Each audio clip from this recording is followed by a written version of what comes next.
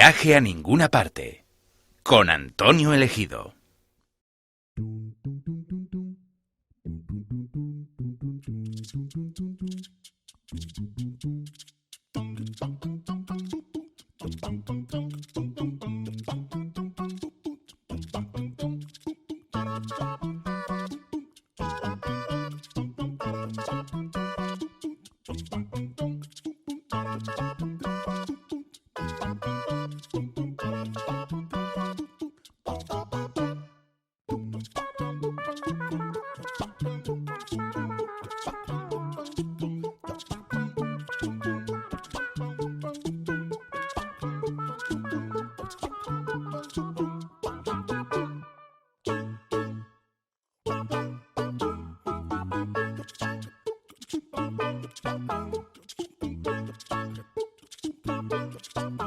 Ese es un reloj de sol, Andrea.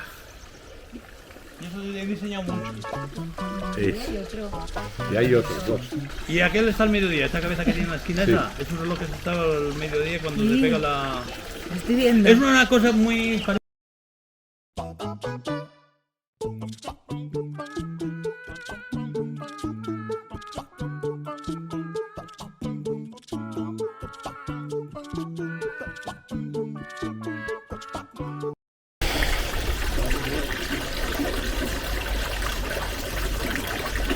Ahí el de la calle. Yo conocí muy joven la obra de Gaudí. Ajá. Yo siempre estaba enamorado de su obra. Hombre. Cada vez que he ido a Barcelona a verla, y desde el más inculto hasta el más culto, la gente mirando allí. Hombre, claro. ¿Qué Pero, tendrá? pero qué bien que lo digas, porque cuando Andrea coja la puerta, Esa la hice por el profesor porque se ganó el primer premio hace ya cuando estaba en... porque hablando de Gaudí, tú sabes que es un animal que utiliza mucho Gaudí en el parque de Güell. Los dragones. Los dragones y las la forja, salamandras. la forja era... Sí. Era... genial. Así que Gaudí es el que te ha inspirado. No, también, Gaudí, uno y yo los dos más admirados Sí. y Dalí. Dalí, el surrealismo. Sí, bueno, pero tenía algo. Hombre, claro. Aparte de que se sabía vender o no vender, pero tenía algo. Y ese sí sabía vender, sí. Bueno, y si no ya estaba su señor, no pasa Su nada. señora, eso. Gala. Y luego el haber nacido en buena casa también. También, buen burgués catalán. Pues por lo menos ya era... Eso te Ya sabía de dineros. un pequeño empujoncillo. Sí, pero no, Gala, como dices tú, enseguida... Si de algo le acusaban a Dalí era de pesetero, de que siempre estaba vendiendo obras. Sí, Que por eso hacía a y la veces firmaba. hay problemas porque hay obra que no se sabe si es real o es falsificada o no. ¿Y por qué ha ocurrido eso? Porque tienes que tener Hablaban de Gala. una seriedad. Y Sí. ella quería dinero, es que vivían en Claro. palacios, vivían en un lujo total. Y ella, que era rusa y había estado antes con... Pero era su musa. Era su musa, sí, pero Es que era había su estado musa, antes si con Gala André no Breton hubiese en sido París. él mismo jamás. Y luego se fue y se encargó de los negocios de Dalí. Sí, pero bueno, mira, ahí hizo... No, yo no acabo ya. Yo me gusta mucho Dalí, estoy de acuerdo contigo. Estuve en el Palacio Baronía de Púbol, no sé si estuviste tú allí. Estuve en Figueras Sí. y en la casa, que es En muy la complicado casa de entrar. donde su Era casa. complicado entrar porque es por grupos. Y me recuerdo que eran Sí. los mismos dos y El jardín de la casa de Púbol, en el que están esos elefantes grandes, que se inspira, eso ya es otra historia, en el famoso jardín de Bomarzo, en Italia. Bueno, esa es otra historia. Porque, pero que a ti, claro, que tú estas cosas sí te gustarían. Era en el año 1540, un príncipe renacentista llamado Pierpaolo Orsini casó con Julia de Farnesio y esta mujer murió. Y entonces el príncipe Orsini cogió al lado de su palacio ducal, tenía como un pequeño monte de 4 hectáreas y le puso esculturas de 3 y 4 metros. Es el jardín de Bomarzo. Y en esas esculturas, inspiradas en la mitología griega y romana, él contaba su mirada sobre el amor y sobre la muerte.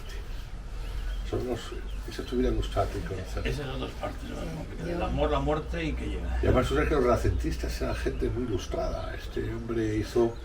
Y entonces, ¿por qué digo eso? Porque el que lo descubre es Dalí. Porque eso se deterioró con el tiempo, lo descubre Dalí, y en Pujol, que es una casa que compró a los varones de Pujol, en su jardín coloca, inspirándose en Bomarzo, algunos de sus elementos, como son los elefantes y todo eso. Esos famosos elefantes de... Sí, y la casa también Sí, era su estilo. en la de Cadaqués, en el jardín tiene hasta ya sabes, tenía desde el Michelin, que llegaba y te veías el Michelin, como que te veías algo colocado ahí en el jardín, la habitación esa que tiene cóncava, que era para meterse... ¿Entraste en la casa de él? No. Una habitación entre cóncava y dices, tú mismo te vuelves a escuchar. Como el huevo, él decía eso. Estaba obsesionado con la... Sí. Sí, pero por ejemplo, Gaudí... Wow, Gaudí es muy grande, Es muy grande, pero le salvó uno. Si no, Gaudí se hubiese quedado, yo creo, le salvó un Conde Güell. El Conde Güell. Si no, Gaudí. Sí. Porque Ese sí que era no como sabía alguien que venderse. no era un arquitecto, No. como que era un arquitecto ya que no era de primera línea, que no... No sabía y sin venderse. embargo, los otros Siempre están ha ahí habido y Gaudí. Ahora también era catalán y te debería saber, pues no sabía venderse. No, Ya, pero es eso, pero porque los que se vendían siempre ha habido mecenas, pero durante todos los siglos. Sí. Él Y aquí, abuelo. como dices tú, el Conde Güell le introdujo en la... Sí. Y de hecho, menudo... Y luego él vivía, yo creo que vivía humilde, porque al final... Sí, yo sí, no, vivía bastante humilde. Cayó en la calle y pensando que habían matado un mendigo. A un indigente, así es. Tuvo 2 días sin ser reconocido. Sí, que pensaban que era un mendigo que lo andaba por ahí. Con No, su muy barba, grande, tal. muy grande. Bueno, no me extraña que eso... Bueno, Pero Andrea, para él también sería complicado. Para no sé pelear. si has visto en la puerta, hablando de Vamos a empezar por la puerta. hablando de Gaudí, que se Nos sentía... emocionamos. Sí, Yo, sí, no.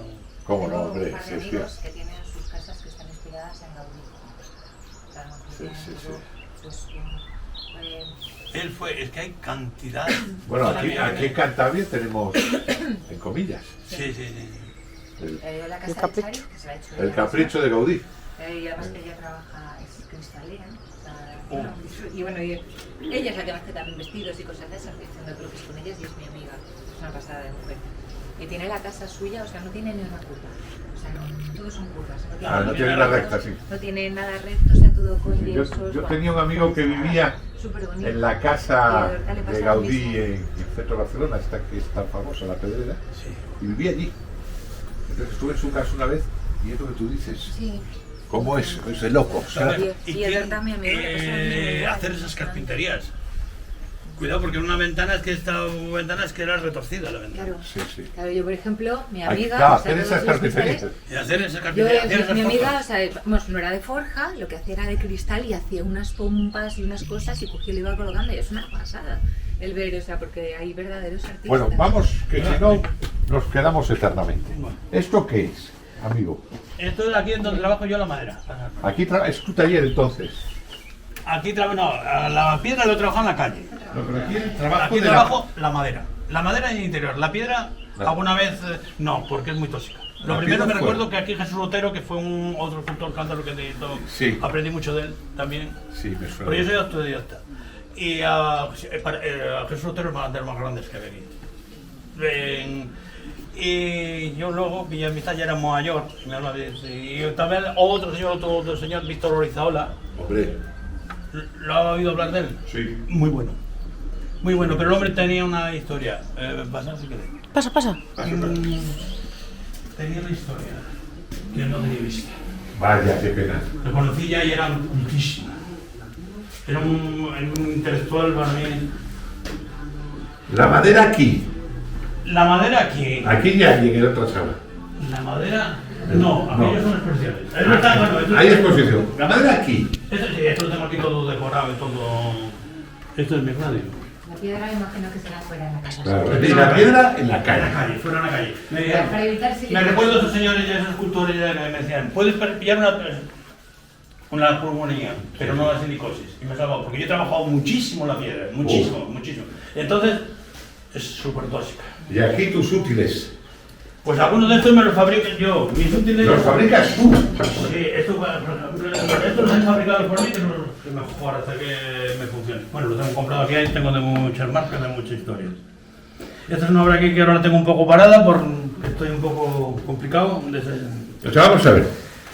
Tú trabajas la madera, la piedra, la forja.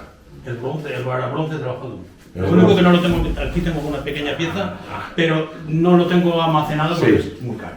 Sí. Yo lo he hecho, digamos, encargos para... También, pero- también albañil. Vayan bien. Y esto tipo almacén. Y allí más obra. Sí, ahí hay un poco. Allí está la sala B. ¿La sala B? Esta es la obra de Narcisismo, es la que lleve agua. Esta. Esta sí. Esta lleva aquí agua. Creo que no se le puede... Yo no sabía cómo hacerlo y digo, tiene que ser así. El Yo confinamiento. le pego ahora mismo en la ventana. Pues desde un niño hasta... Es que ese momento raro que me olvido. Me recuerdo mi abuela me decía, a ver si no...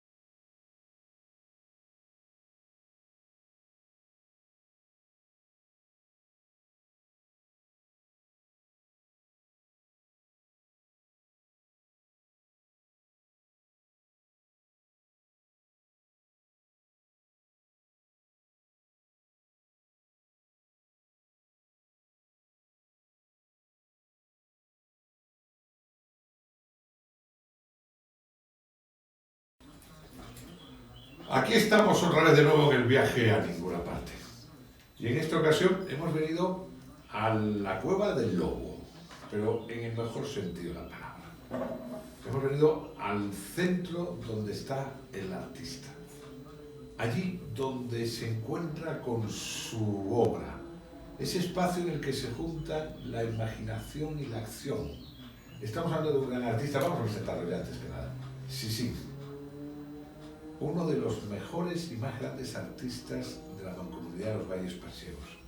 Gracias por recibirnos. No hay, porque un buen recibimiento siempre se agradece, ¿no? Llevamos un rato en su casa, nos está enseñando la casa, que un buen recibimiento. Es una gran persona, es un gran anfitrión, es un verdadero placer.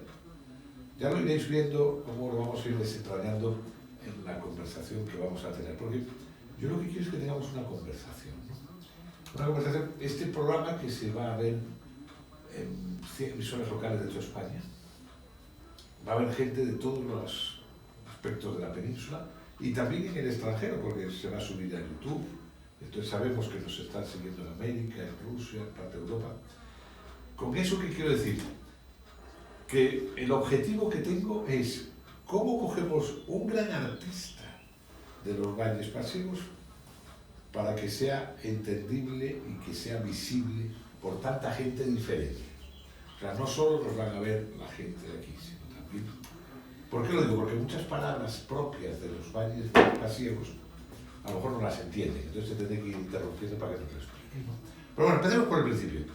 Sí, tú eres artista y hemos visto, y lo verán nuestros televidentes y audientes, hemos hecho una panorámica de algunas de tus obras fuera y dentro de tu casa, pero ¿de qué oficios estamos hablando?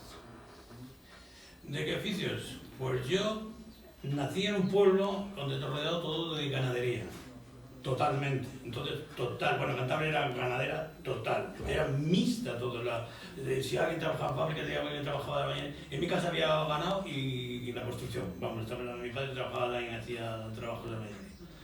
Y bueno, pues yo pues, comienzas con tal, pero típico, pero aquello no lo mío. Estudiar no me dicen que no quieres estudiar, no quieres tal. Bueno, luego he tenido que aprender y aprender. Pero bueno. Y no, pues ya sabes, a trabajar. Luego vas comenzando, pero yo tenía algo, yo desde niño yo ya esculpía, yo tenía 10, 12 años y ya con destornilladores y con todo ya grababa piedra, grababa tal, pero siempre con mensajes. Me recuerdo que hice una vez una pequeña hornacina, sin medios, no tenía medios. Hasta que ya luego aquí un herrero muy amigo mío, un tal que se llamaba Julín, que es herrero y cantero, que era muy bueno y buena persona y muy bueno, era un hombre muy, además desinteresado, que nos regalaba las herramientas. He visto unas herramientas, entonces yo tenía una hornacina y me recuerdo que hice un pobre. A mí la obra de arte siempre me ha gustado que tenga un mensaje. El arte sin mensaje no es para nada, te puede gustar o no te puede gustar, es bueno. No, la primera, el mayor crítico que hay de una obra de arte soy yo. O sea que tú intentas siempre, cada obra que haces, un mensaje. Es que el arte es así. Pero bueno, decíamos, empiezas con ese destornillador, con... Comienzo con el destornillador, me recuerdo hacía pequeñas obras en la escuela. ¿En piedra? En piedra y madera, por las típicas caras que hacías con un formón. Me recuerdo una vez un abuelo viene, que yo te la hago mejor la cara, me le cargó tenía menos idea que yo el pobre. Me pegó así con un formón, pum, me quitó la nariz y un jaleo y tal. Y bueno, las historias que... O sea, que empezabas con madera... Con madera, piedra, todo es que es lo que te rodeaba aquí. Y yo lo que te iba a rodear. Ya de muy joven. Yo te digo que tendría 10 años, yo tenía la iniciativa ya vamos, y además que no conocías arte, ¿de qué? En un pueblo y tal, no estaba... El arte... Ese hombre que ya tallaba, me recuerdo, el herrero este, Julipes y toda esa gente que yo conocía, que tenían ya arte, su arte, y como eran muy buenos con la forja, con todo, ¿Ese podemos decir que era tu primer maestro? Fue importante para mí. Fue importante porque fue que me enseñó luego a la forja para hacer mis herramientas y luego pues, él ya tallaba y tal, pero bueno, el hombre pues, era más cantero y tal y todas las cosas que aprendí yo de él. Y entonces me hizo mis primeras herramientas, yo primero con destornilladores, con herramientas para estar grabada. Me recuerdo que se llevó a la escuela y me dio una pena tremenda haberlo perdido. Desapareció, porque mi hermana después trabajaba en la escuela y estuvo muchos años y desapareció. No se sabe qué pasó. Era un sol que había hecho, que era ya algo como un despertar. Ya el arte lo he entendido como... Y hoy podemos decir que manejas varios oficios. Eso... Vamos a ver. Nada aparte, pero sí. Sí que los manejas, o sea, que trabajas... Sí, una cosa es que maestro de todo y oficio de ningún... No. Manejo. Manejas eso, ¿no? Sí, sí, ninguna duda. ¿Qué son? Yo conozco la bañería con toda perfección. Veamos cuáles son. La piedra, La madera. la madera. La madera, para los bronces. El bronce, lo trabajo, lo que pasa es que para encargos y los modelos, pero los sistemas y todos los he... Lo único que tengo un poco por ahí. Lo que... También la plata he trabajado para plata. hacer. Para el fundido de materiales. Yo he preparado los bocetos para hacer en plata, también me han hecho a mí historias...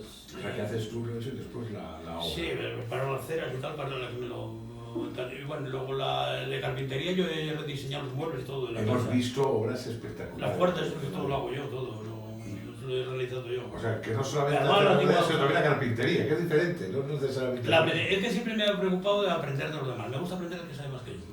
Y también albañilería, porque esta casa, Sí, sí, en la que estamos, y la creo que está aquí en este libraco.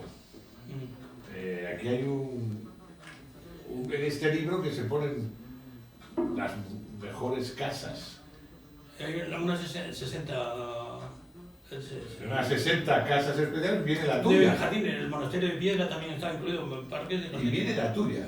Viene la mía con la de Dalí, que me hizo una gran ilusión, porque, y era más joven yo, porque parte de ellos estaban fallecidos, fue desde el siglo XX. En Ediciones Ciruela, que es una edición muy buena, una editorial Sí. fantástica, Le escribieron el que hace este libro, Juan Antonio Ramírez, es la Complutense, ¿no? catedrático. Catedrático de la Complutense. La arquitectura fantástica en España viene y pone tu casa. Sí, vinieron por aquí, un día estaba yo, todavía tenían obra y podemos visitar, los señores presentan ahí, bueno, por aquí ha pasado Dios su madre, ya digo, aunque haya sido, es que yo creo que he tenido hasta suerte en eso, porque hay gente que te llegaba y digo, oye, es que te llega un personaje aquí, ¿sabes? Porque tú cuando te dedicas ya al arte, o sea, Pues son ahí primeros años, sigo ahí tal, pero yo ya mis primeras obras, yo ya son a los 20 años, ya hacía encargo, 20, 21 años, ya por ejemplo hice una Virgen para las monjas, hice por ahí de la Fuente de la Colina, que hay que restaurarla porque la hice también siendo muy joven, un alcalde que había aquí me realizaba sus encargos, era inteligente, era un hombre, Juan Venero, era tal, pero ¿Y ya te en hacía aquellos los tiempos, encargos? él me hacía encargo a la Fuente, tal, el típico encargo que había, y realicé la Fuente de la Colina, la sed, se la dedica a la sed. O sea, ya con 20, 21 años ya estabas Yo ya haciendo- comenzaba a hacer encargo, ya comencé a hacer encargo, entonces ya pum pum.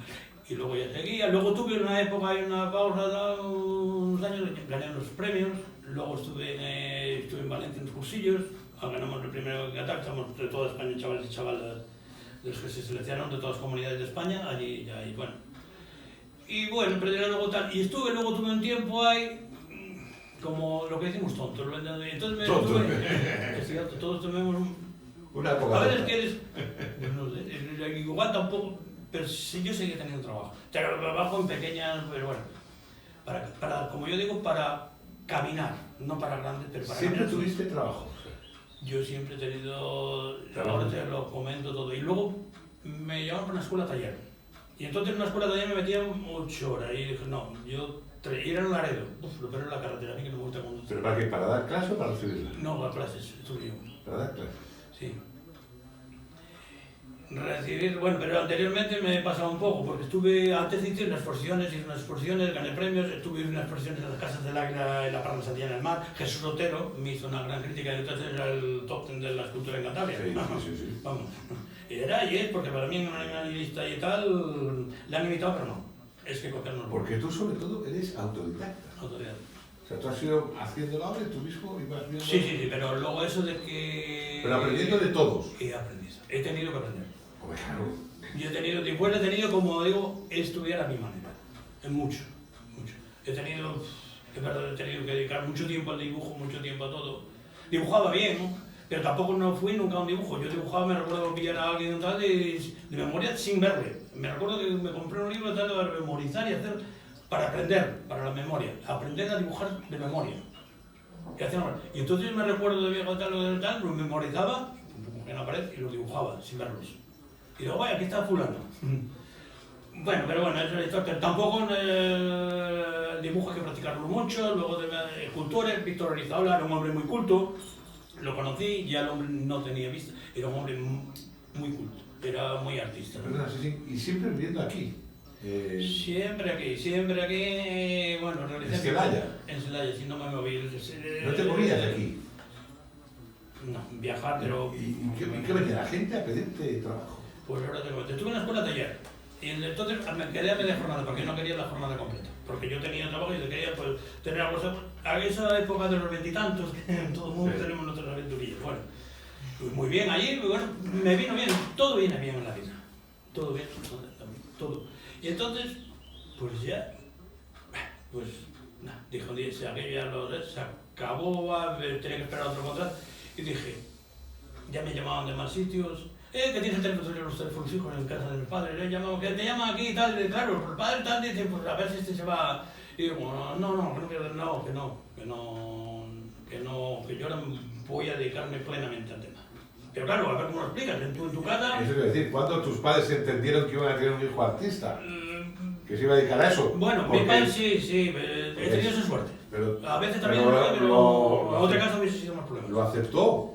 Sí. Pero lo único que tienen todos los padres que tienen miedo a que te mueras de hambre. Sí. A ver, ahora como lo dijo el padre de Adalí, un pintor. Por la calle, un pintor, y a Miguel Ángel, su padre, que también era de la... un cantero, Miguel Ángel. Pues deben de estar orgullosos en sus tumbas de lo que tuvieron. Hombre, claro. Porque se tuvieron una raíz de dedicarse a él. Y yo siempre he tenido las ideas muy claras. Pero lo pagas caro, ¿eh? Lo pagas. Y él lo pagas caro. Ser tú tiene un precio. Tiene un precio, pero bueno, pero sarna, como decimos mal dicho, sarna con gusto no pica. Cuando puedes vivir mejor, cuando tienes oportunidades muy feas, tenía todas las oportunidades de vivir, de encargar, todo me han pedido mientras que no, perdés el tiempo, que no, que yo que tal, y luego yo ya tenía inundación de encargos y tal, y ya luego, en eso yo creo que sí, para estar en un pueblo he sabido captar familias. El arte al final lo consumen 4, desgraciadamente. Es así de duro y lo consumen 4. Entonces, ¿quiénes van a ser mis clientes? Entonces, pues yo pillaba una familia. Igual un año me salvaba con ellos. Pillaba luego tal. Siempre muy tal, siempre había que saber muy bien porque la gente era otro mundo, otra persona. ¿Cómo se entera el vasco o el madrileño que estás tú aquí? Pues yo trabajaba para la gente de Madrid, pero igual te venían, no sé, yo tuve la exposición de Santiago del Mar, ya muy joven. Tener la Casa del Águila La Parra era una exposición cuando yo era, digamos, entré como me decía Jesús Montero, es que haber entrado como por donde, como decía él, entraba por donde acaban los artistas, entré yo por el principio. Que ahí tuviste suerte. Claro.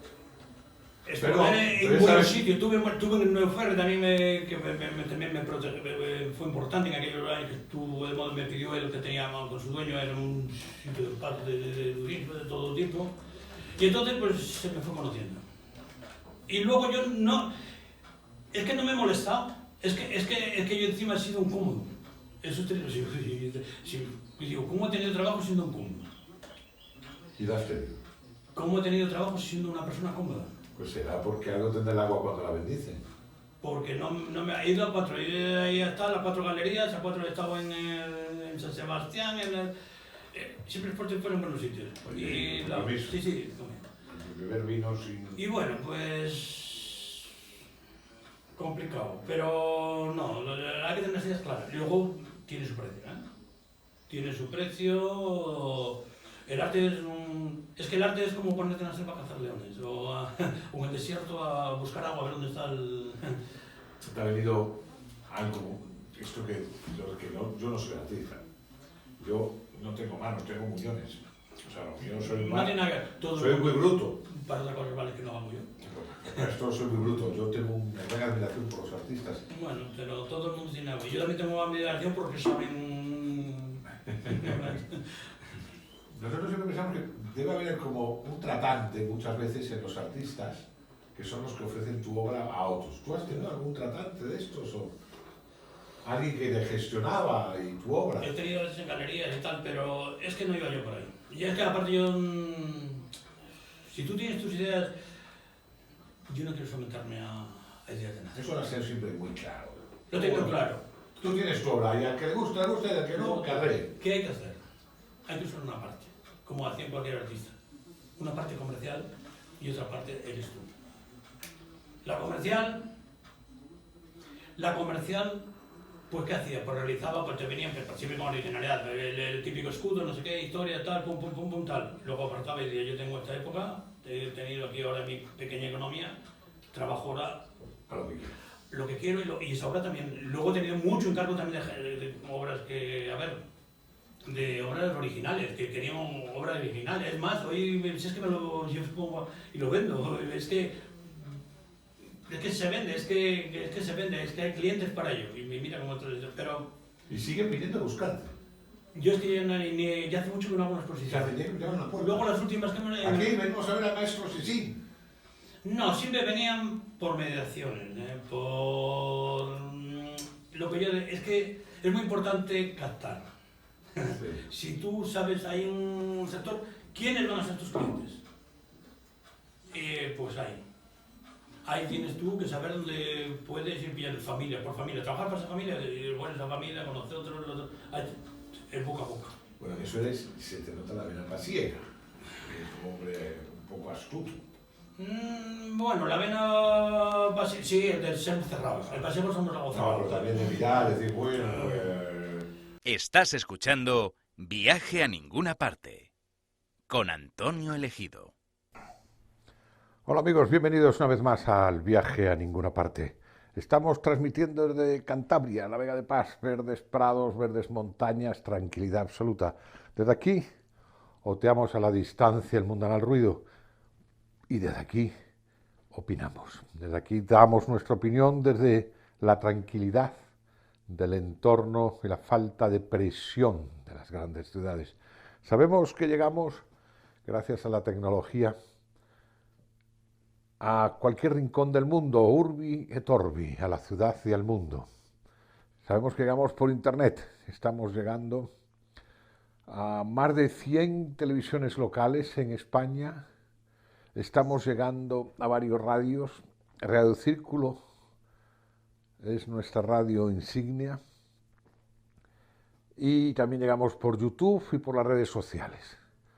Llegamos por Facebook, por Instagram, por WhatsApp.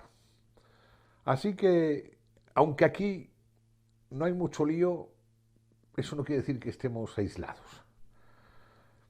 Bueno, en esta singladura, en este viaje a ninguna parte de hoy, además de temas diversos como poesía, vamos a traer a Walt Whitman, también vamos a tener un tema muy interesante. El tema que vamos a tratar hoy lo vamos a tratar con un verdadero experto. Tenemos una entrevista con Nicolás Franco. Nicolás Franco es un especialista en inteligencia artificial, profesor en la Universidad Politécnica de Madrid. Hace casi 20 años fundó junto a su hermano la empresa Mr. Houston, dedicada a la tecnología e informática, y actualmente ahí dirige el Departamento de Inteligencia Artificial. Especialista en generar algoritmos eficaces para el procesamiento del lenguaje natural y el tratamiento de datos, lo que ahora se denomina Big Data. Sobre la inteligencia artificial vamos a hablar con él. Gracias a su amabilidad y a su conocimiento vamos a poder intentar entendernos en uno de esos temas tan complejos. Bueno, seguro que habrá más cosas en el programa, pero así, en grandes lineamientos, vamos a tratar en este viaje a ninguna parte de esos contenidos. De nuevo, saludos a todos vosotros y sin más dilación, pasemos al viaje. Estás escuchando Viaje a Ninguna Parte, con Antonio Elegido. Muy bien.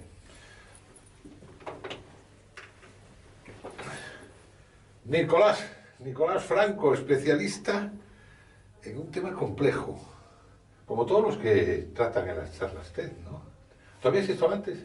Las he escuchado mucho. Soy gran asiduo y gran fan de las charlas TED, digamos, en general, las TEDx y las americanas, pero nunca había estado.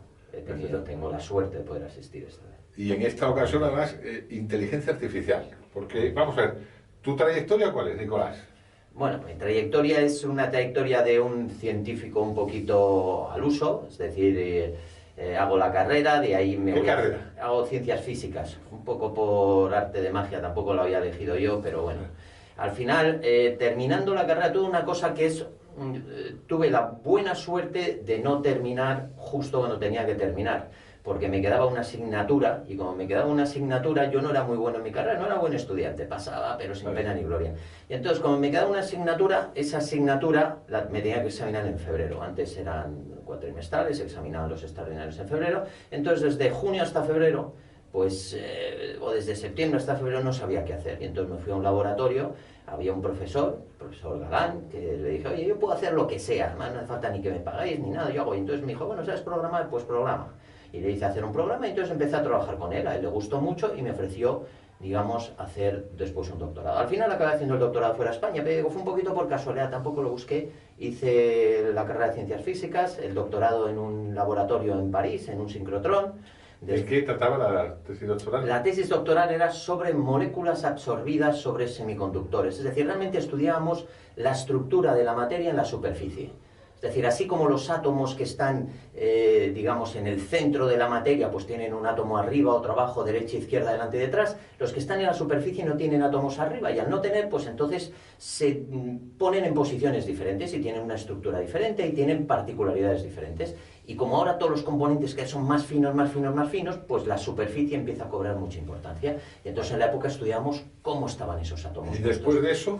Y después de eso, pues estuve haciendo unas estancias, estuve en Alemania, estuve en el sur de Francia. ¿Y qué hacías en esas estancias? Lo mismo, yo trabajaba en sincrotrones, que eran aceleradores de electrones en los cuales utilizan ese acelerador como si fuera un microscopio superpotente y puedes ver la estructura de los átomos. Entonces vas haciendo estancias. Voy haciendo estancias y acabo haciendo, digamos, trabajando en Estados Unidos en un acelerador que en la época era de los mejores que había, el Advanced Light Source, el ALS, en Berkeley. Y allí estuve durante una serie de años y ya en un momento dado me ofrecen... ¿En el mismo tema? Sí, en el mismo tema. Siempre al final los que trabajamos te especializas tanto en un tema que es muy difícil salir. Ya la ciencia está muy especializada. Entonces trabajaba en sincrotrones y además dentro de los sincrotrones en superficie de materiales y además para una técnica muy determinada que se llama fotodifracción de electrones. Entonces trabajaba en cosas muy especiales, como el que dice, mira, yo solo opero o corazones y el corazón no opero solo la vena derecha de arriba y solo cuando está en este caso. O sea, es realmente muy especializado.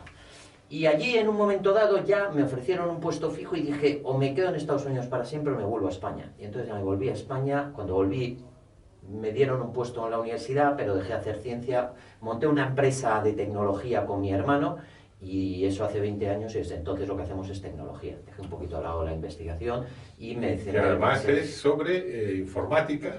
Hacemos tecnología en general. Tecnología en general. Se llama Mr. Houston. Mr. Houston. Aquí se puede hacer publicidad. Sí. Fundamental, sí. Pues es un programa muy interesante. Y ahí tú además especializándote en... Porque claro, todo esto, Irán, ¿qué tiene que ver esto con la inteligencia artificial? Bueno, nosotros yo me especialicé en hacer programas, digamos, inicialmente muy genéricos, sistemas de gestión, CRM, SRPs, y en un momento dado realmente vemos que... Programas informáticos. Informáticos. Vale. Todo es solucionar realmente los problemas del día a día de una empresa automatizando tareas. Eso es un programa, un sistema de gestión. Realmente lo que hace es que las tareas muy repetitivas que haces, pues las automatizas con un procedimiento y ese, pues, en base a una programación, pues lo haces más ágil. Y ese tal vez, ese procedimiento que te hace el nombre de algoritmo. Sí, no, el procedimiento no es realmente un algoritmo, el procedimiento es realmente una programación. Exacto, el algoritmo... Más complejo. Sí, es mucho más complejo. El algoritmo es una, digamos, una fórmula. Sí, es una fórmula de decir, bueno, pues si yo quiero sacar una factura, lo que necesito es esto, házmelo primero en este orden, y es un proceso. Y tú lo que estabas hablando era de una cosa un poco más complicada, sí. Paso 1, paso 2, paso 3, proceso. Y entonces, realmente, en un momento dado vemos que digamos, la programación en España, en el mundo entero, cada vez es más competitiva, hay que diferenciarse, y entonces empezamos a trabajar con temas de inteligencia artificial. La inteligencia artificial realmente la... Ya, hemos llegado. Sí. ¿Qué coño es la inteligencia artificial? Pues mira, la inteligencia artificial son realmente, a priori, lo que dictamina, digamos, si coges un libro y lees, son todos los procesos o procedimientos dados a que programes de la misma manera que el hombre, digamos, cuando desarrolla algo inteligente. Es decir, que sea capaz de utilizar una inteligencia muy similar al hombre en sus procesos. O sea que por programación intentar que una máquina, un ordenador, sí, o razone, un robot, razone como una persona. Pero eso, evidentemente, eso es la teoría, pero eso está totalmente, digamos, está muy lejos de la realidad. Entonces, ¿por qué está muy lejos de la realidad? Porque realmente lo que estás haciendo con la inteligencia artificial es coger muchísimos datos, aprender de esos datos, y una vez que tú tengas un problema, recurrir a lo que han hecho esos datos anteriormente y decir, oye, a ver qué ha pasado en el histórico. Y dependiendo de lo que ha pasado en el histórico, yo tomo una serie de decisiones. Pero en base a una serie de datos muy anteriores. Es decir, yo realmente, en la inteligencia artificial, lo que necesitas es un dataset, un volumen de datos ingente para yo poder tomar esas decisiones. Entonces ahí ya estamos encontrando una aplicación del Big Data, de la cantidad de información que ahora sí, Big Data es realmente la manera de manejar todos esos datos. Y la inteligencia artificial es el algoritmo que justamente manipula los datos para dar salida a una solución determinada. O sea, que ahora dice, bueno, ¿para qué se quiere tanta información? Se pues necesita para eso. O sea, una de las aplicaciones sería todo lo que se están dando información, los móviles, internet, etcétera, etcétera, que al final le interesan a 3 o 4 empresas que supongo que son las que podrían entonces aplicar. No, realmente te interesa a cualquiera. Lo que pasa es que hay empresas que encapsulan eso para que tú directamente lo digieras y te dé la solución. Por ejemplo, hay empresas, ahora se está hablando mucho de los coches autónomos. Los coches autónomos son un compendio de elementos de inteligencia artificial. Es decir, para que un coche sea totalmente autónomo, primero tiene que, por ejemplo, poder definir digamos, todo lo que ve. Es decir, eso es una especie de inteligencia artificial en la cual tiene máquinas y esas máquinas cada vez que ven algo tienen que decir esto es un perro, esto es un animal. ¿Y eso cómo lo hacen? Pues una serie de patrones que los descomponen en tiempo real y tiran de una serie de bases de datos en la cual dice anteriormente me he encontrado esto y esto ha sido un perro, anteriormente me he encontrado. Pero si de repente hay un caso que no tiene nada, tienes que darle unas reglas para decirle, oye, en el caso de que no haya nada tienes que hacer esto, porque no te puede dar todo tipo de circunstancias. Por lo tanto, la inteligencia artificial es la mezcla de muchos datos y unas reglas determinadas. Cuantos más datos, menos reglas necesitas, y cuantos menos datos, más reglas necesitas. Y evidentemente, hay casos en los cuales solamente con las reglas puedes hacer inteligencia artificial y tú ya te crearás tus propios datos. Por ejemplo, en los juegos. Yo, una máquina de ajedrez, solamente tengo que dar las reglas de cómo juega el ajedrez y decirle, empieza a jugar partidas tú solo. Y él empieza a adquirir datos, ya meter. Y entonces llegará un momento cuando juegues contra alguien, él ya tendrá esos movimientos analizados en su mente y te los da. Porque esos datos los va a aplicar a su vez él. A su vez. O sea, no están ahí, él mismo va a cogerlos. Pero por eso te dice que una máquina puede aprender de sí misma. Vamos a ver, una máquina... hay una cosa que se llama el reinforcement learning, es decir, el aprendizaje reforzado, que es lo que hace es que cada vez que tú haces algo bueno, digamos, esa solución la premia. Y entonces él empieza a aprender diciendo, anda, he hecho algo bueno y me premia, la próxima vez que aparezca algo semejante voy a utilizarlo con prioridad a otra cosa. Ajá. Por lo tanto, eso es, por así decir, un método, entre comillas, de aprendizaje. Pero el aprendizaje tiene que venir dado porque exista realmente antes ese elemento. Y la gran diferencia... experiencia. Experiencia, exacto. Sin experiencia no hay aprendizaje. No hay aprendizaje. Y todos los elementos de inteligencia artificial vienen dados a porque adquiera esa experiencia a una, digamos, a una velocidad ingente, es decir, a una velocidad altísima. Y entonces nosotros que tenemos una capacidad, digamos, delimitada de adquirir experiencia, una máquina la tiene muchísimo más grande. El problema viene dado con sistemas que, digamos, son incapaces de poder adquirir toda la experiencia porque hay demasiadas variables. Por ejemplo, el ajedrez, tú eres incapaz de poner todos los movimientos posibles porque hay casi más átomos en el universo que posibilidades. Entonces ahí sí que le tienes que dar patrones de seguimiento y tienes que darle como reglas, porque él no puede hacer. Pero, por ejemplo, en el juego del Go, que es otro juego muy similar, digamos, los de Amazon, los de Google, hicieron una máquina y esa máquina la pusieron desde cero, en 3 meses empezó a entrenarse él solo y en 3 meses ganó el campeón mundial. Y la segunda máquina que hicieron se entrenó solamente durante 3 días y ganó el campeón mundial. Vaya, o Entonces ya, pero ese entrenamiento, Claro. le dieron solamente las reglas, le dieron, mira, aquí están las reglas de jugar y tú empiezas a hacer, Si la y es máquina capacidad tiene bruta de unos cálculo. microprocesadores cada vez más amplios, Más unas amplios. características, etcétera. Ahora estaban hablando de hacer ordenadores, ¿cómo se llamaba esto? Cuánticos. Cuánticos. Sí, que son aún mucho más rápidos. Y pero Eso sobre todo sería el una gran procesamiento, ayuda para- claro, el procesamiento en esos ordenadores es aún muchísimo más rápido y sobre todo el poder, digamos, codificar contra esos ordenadores hace que el programa vaya aún mucho más O rápido. sea que la inteligencia artificial se sentiría tremendamente apoyada por los ordenadores cuánticos. Totalmente. Pero Que ya por te- cierto, hay una discusión que si el de Google la ha sacado uno y dice Sí, IBM bueno, que no, eso- pero bueno, independientemente, Eso al fin y al cabo, ellos hacen la competición un poco del marketing, a ver quién lo saca Sí. antes y si tú lo has sacado primero. pero quién ahí es está mejor, el ordenador o sea, cuántico. Estará ahí. Una única pregunta me queda, y claro, yo me pasaría horas hablando porque el tema es apasionante, pero vamos, para ir cerrando también, hemos dicho que aprende de la experiencia. Parece que en el ser humano hay saltos de cualidad, hay conocimientos que no dependen de la experiencia. Sí, vamos a ver. Hay una cosa que es lo que yo he venido a decir y que es lo que yo sostengo, que es lo siguiente. Nosotros cuando somos muy jovencitos, cuando un niño es pequeño, realmente tú le enseñas en base a la experiencia. Cuando Sí. estás en el colegio te hacen aprender una serie de cosas y a partir de esas cosas tú tienes que extrapolar y aprender otras. Pero evidentemente tú necesitas esa experiencia. Pero en donde hay ese salto de cualidad es cuando viene la imaginación. ¿Qué es la imaginación? La imaginación es justamente aprender fuera de las reglas. Es decir, aprender que a lo mejor un error es beneficioso y es bueno. Aprender que si hay una regla yo me la voy a saltar porque va a ser mejor. Y eso es lo que realmente hace un diferencial entre el ser humano y una máquina, que es capaz de aprender donde no es posible aprender. Y eso en la máquina tú no lo puedes codificar. Porque tú lo que no puedes codificar es para decir, has tenido un error en un coche, has matado a una persona, pero eso es beneficioso.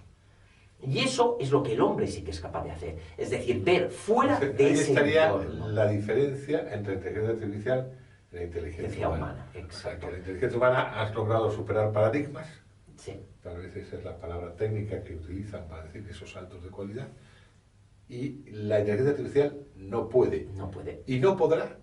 Es que no puede porque tú la inteligencia al fin y al cabo la codificas. Le estás diciendo lo que tiene que hacer. Y tú lo que no le puedes decir es saca beneficio de un error. Claro. Eso es la diferencia. Por ejemplo, en la evolución del ser humano, hemos evolucionado gracias a errores, porque cada vez que hay un Claro. error genético, nos da a lo mejor 1 de cada 1.000.000, pero nos da un beneficio. Sí. Y es el error lo que nos hace evolucionar. Tú en la máquina, tú no puedes programar para hacer errores a posta. Claro. Y eso es lo que, por ejemplo, hay un caso muy curioso hace poco que es, metieron una máquina para jugar al póker. Y el póker, al fin y al cabo, es estadístico. Pero el buen jugador de póker no juega con la estadística, juega con la mentira. Y entonces la máquina ganó a todos porque mentía también. Pero esa mentira está codificada, no es una mentira aleatoria. Es una mentira que tú la hagas en un momento dado, sino que es una mentira aleatoria y al fin y al cabo una persona que conozca cómo está codificada le acabará ganando a la máquina. Porque yo la mentira o el fallo o el error lo tengo que codificar. No puedo hacer un error pensando y diciendo, mira, he analizado. Yo te digo, podrías poner una máquina diciendo, analiza los movimientos de la persona, ve que si tiene estas Sí. tendencias está mintiendo el otro. Entonces tú puedes hacer. Sí. Puede que sí, pero lo que quiero decir es que programar con el error, teniendo Sí. en cuenta que Sí. solamente una vez de cada 1.000 va a ser beneficioso, Sí. es lo que hoy por hoy es un paradigma totalmente diferente. Y es por eso que el hombre sigue estando, yo creo que por encima de los elementos mecánicos. Nos parece fantástica. Hemos llegado a esa conclusión que todos te agradecemos entre la diferencia entre el pensamiento humano y la inteligencia artificial. Creo que ha sido extraordinario, te quedo muy agradecido porque es esa pregunta que además te harán todas las veces y que nos hacemos todos, pero que por fin hemos logrado una respuesta. Me alegro que Nicolás, muchas gracias. te haya entretenido. Para Mucho. cualquier otro momento que quieras, ya sabes que estoy a tu disposición. Pues nada, ahí estamos y seguimos adelante. Nicolás Franco, Inteligencia Artificial. Gracias, Nicolás. A ti.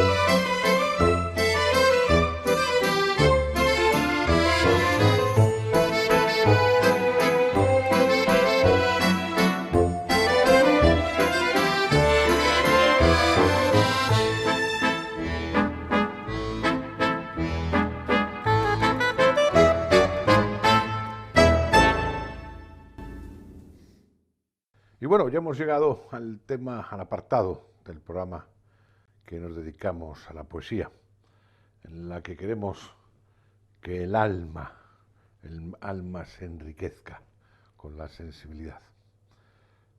Un personaje muy recurrente de esta sección para nosotros es Walt Whitman, el poeta de la democracia, este poeta norteamericano capaz de despertar los espíritus y los corazones de la gente. Así que hemos traído unos cuantos versos para recrearnos con su sensibilidad.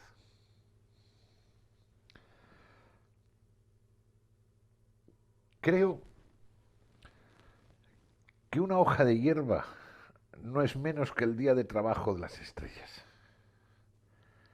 y que una hormiga es perfecta, y un grano de arena y el huevo del régulo son igualmente perfectos, y que la rana es una obra maestra digna de los señalados, y que la zarzamora podría adornar los salones del paraíso, y que la articulación más pequeña de mi mano avergüenza a las máquinas, y que la vaca que pasta con su cabeza gacha supera todas las estatuas, y que un ratón es milagro suficiente como para hacer dudar a 6 trillones de infieles. Descubro que en mí se incorporaron el gneiss y el carbón, el musgo de largos filamentos, frutas, granos y raíces, que estoy estucado totalmente con los cuadrúpedos y los pájaros, que hubo motivos para los que he dejado allá lejos y que puedo hacerlo volver atrás y hacia mí cuando quiera. Es vano acelerar la vergüenza, es vano que las plutónicas rocas me envíen su calor al acercarme, es vano que el mastodonte se retrase y se oculte detrás del polvo de sus huesos, es vano que se alejen los objetos muchas leguas y asuman formas multitudinales. Es vano que el océano esculpa calaveras y se oculten en ellas los monstruos marinos. Es vano que el aguilucho use de morada el cielo. Es vano que la serpiente se deslice entre llanas y troncos. Es vano que el reno huya, refugiándose en lo recóndito del bosque. Es vano que las morsas se dirijan al norte, al labrador. Yo le sigo velozmente, yo asciendo hasta el nido en la fisura del peñasco.